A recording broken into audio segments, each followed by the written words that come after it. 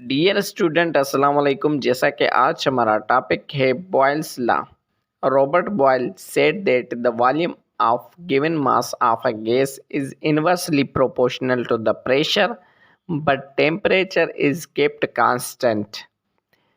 Robert Boyle का कहना है कि जो वॉल्यूम है गैस का, मीन्स जो गैस ने स्पेस कवर की है, वो उल्टी निस्बत इन्वर्सली प्रोपोर्शनल रखती है। किसके साथ? प्रेशर के साथ। मीन्स अगर प्रेशर हम बढ़ा देंगे तो वॉल्यूम क्या हो जाएगा? गैस का डिक्रीज हो जाएगा।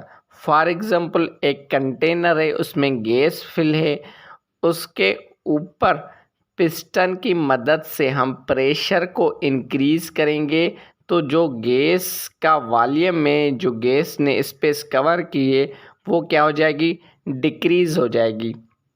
मीन्स अगर हम प्रेशर डबल कर दें तो डबल पर वॉल्यूम क्या हो जाएगा? रिड्यूस होके हाफ हो जाएगा। तो ये था बॉयल्स लॉ और इसकी इक्वेशन है V inversely proportional to P, T is constant।